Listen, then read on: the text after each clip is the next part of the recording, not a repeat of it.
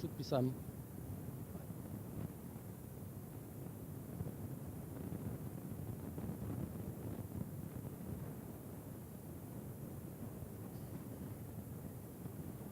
Can you make this a little bit louder also?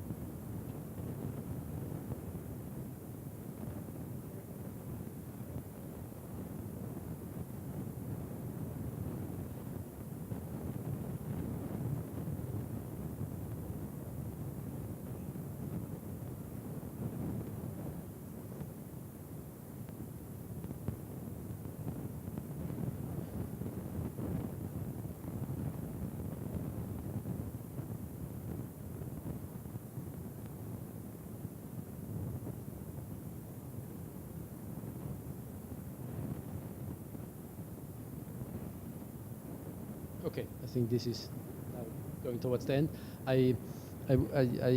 Please allow me a remark. Usually, I mean, these rooms are more occupied by users, but I think they chased them out for the video taking. Yeah.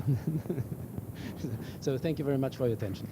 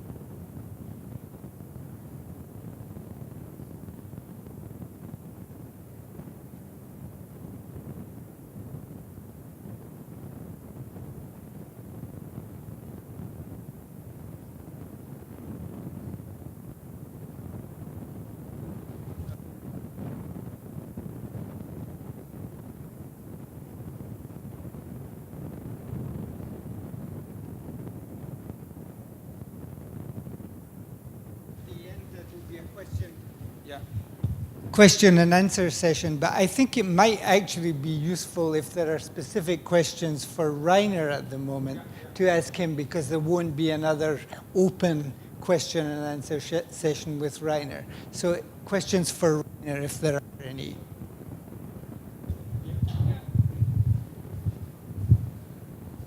That was a very nice video. So I was wondering, I mean, how, in terms of the users who are coming from other places, or even... Okay, I am Bidisha Sinha from ICER Kolkata. I am involved in a lot of bioimaging, and I'm interested in membrane fluctuations through imaging, and also measurement of mechanical properties of membranes. Now, I mean, what I'm interested to know is how deep are these user facilities? For example, if I want help in developing something, it's not just using an existing facility, then is it, how is that a possibility, and how can one go forward with it? Yeah, of course. I mean, there are straightforward uses of core facilities, like you saw with the sequencing. You even send your samples or things like that. In particular, something like light microscopy, electron microscopy, you may have certain assays in mind that are not working immediately. And what I've forgotten to say is that there's usually one visit is not even enough, because if you come and you see how the things are going, and then you are developing a methodologically, you sometimes even have to return to generate more reagents, and then you come a number of visits. And some people, they have actually stayed not only a few days or a few weeks, but they have even stayed for something like a year. And with some users, we clearly have developed entire pipelines and assays as they were in need, as we do this also for our Embl scientists. So there is actually, I would say, method or protocol development or adaptation to your needs. I mean, fundamental development of technology is something that core facilities are not offering. There is rather than a collaboration with Embl scientists, like, for example, labs or anybody else. Okay, sorry, I had another question. The chart you showed where you can develop something with the industry, and is that part also something which is not that is to do with the labs involved in Embl, or is it something that any user can come? No, we had also had some collaborations along with external users, but what is clear, in order for the industry and for these collaborations to happen, that there should be a more general interest, not only if this is only one-off for an individual external user. It may be difficult possible that you collaborate with the industry eventually directly, but yeah, we do this, and usually for something to happen, such a project, that I forgot to say, that we usually have 2 or 3 labs who are interested in this. Yeah? Hi, thanks for the very informative talk. My name is Deepak Nair, and I'm a structural biologist at this Regional Center for Biotechnology in Faridabad. Query that I have is that does Embl provide travel support to come and do experiments at any of these facilities?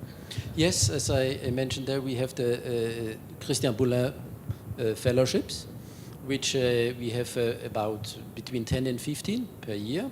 And you can, when you have want to visit a core facility in Heidelberg or eventually an outstation in Grenoble or in Hamburg, you can apply for a fellowship, and it will typically cover the travel and also the accommodation.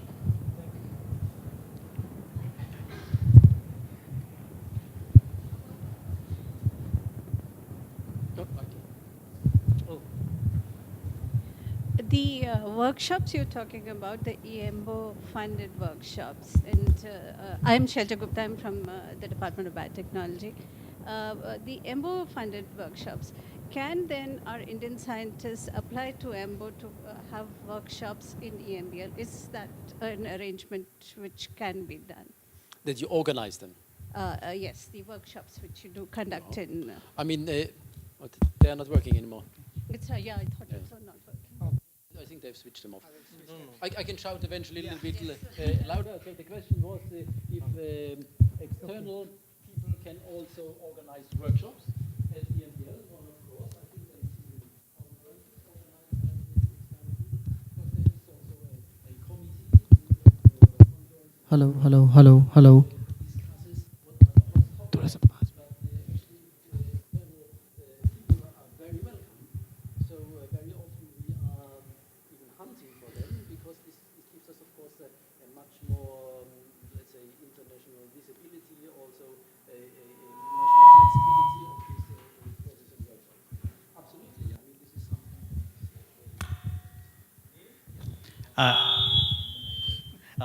I'm Neil Sarovar from ICGB. I'm a structural biologist and also working on metabonomics.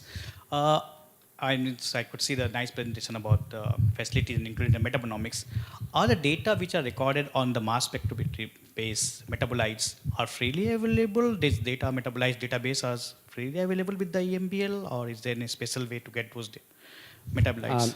No, I mean, of course, I mean, let's say if the scientists have a particular experiment, I mean, the results are owned by the scientists. If they make them freely available, that is a different issue. They may eventually want to share this data with you in terms of a collaboration, or actually freely share this data on the in the community, because I know, I mean, the metabolomics community actually shares this in order to get something done. And of course, we are very open to these sharing modalities, but at the end of the day, it's the scientists behind who are deciding on this.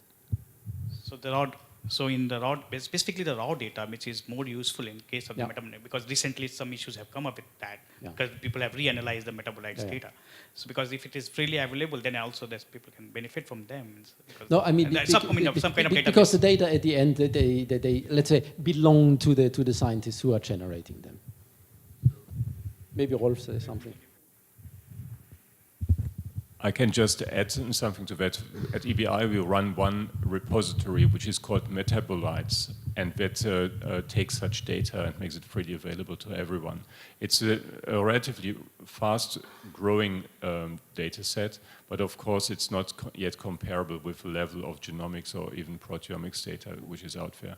But it's one official repository, and many journals start making, at least nudging people to submit it, and over time it will probably force people to submit it in an open archive.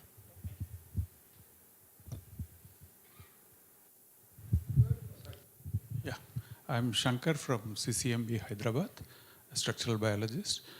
In addition to the use of core facilities and being involved in user training, I was just wondering, when you have discussions which happen at EMBL, when you want to expand the facilities, which directions to go, when such things happen, can you make, the Indian contingency, whoever is possibly involved in those operations, to be a part of it, because it will also tell and teach as to how and which direction to go and pass it on to the Indian community.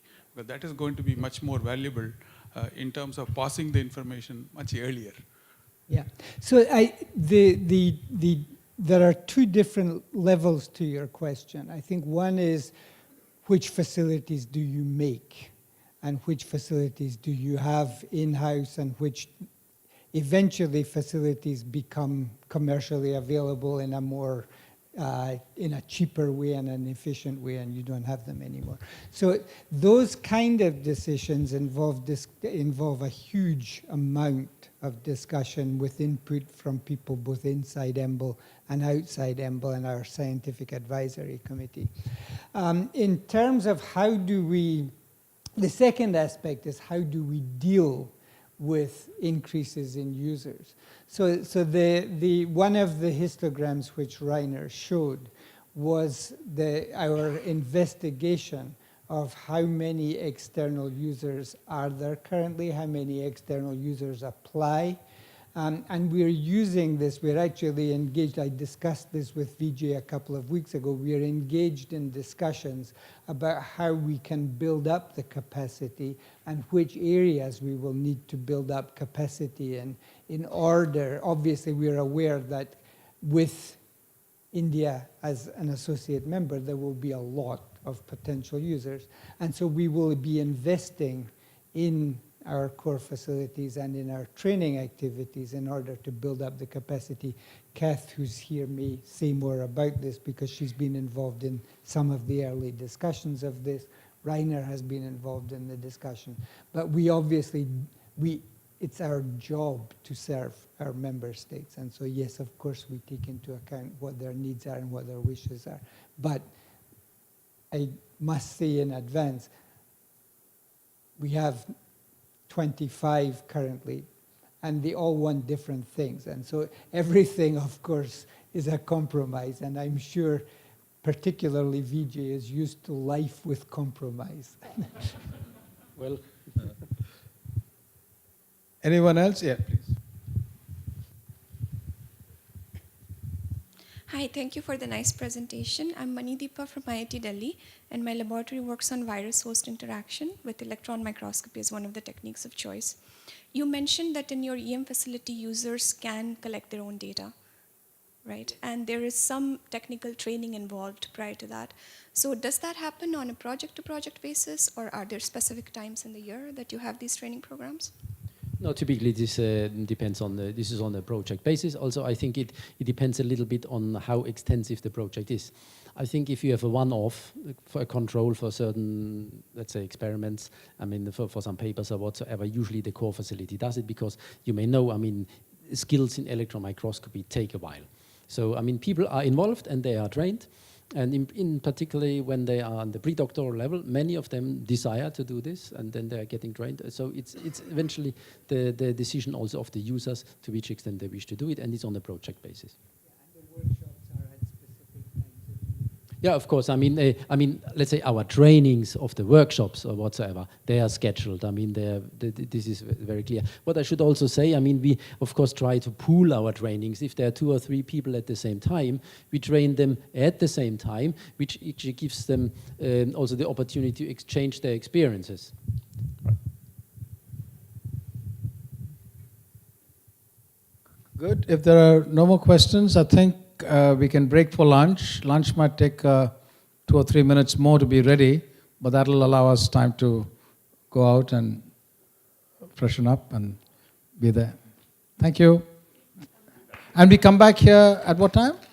At 1:30. And thank you all very much, and particularly Ian and Rainer for kicking off this what promises to be a very exciting 2 days. Thank you.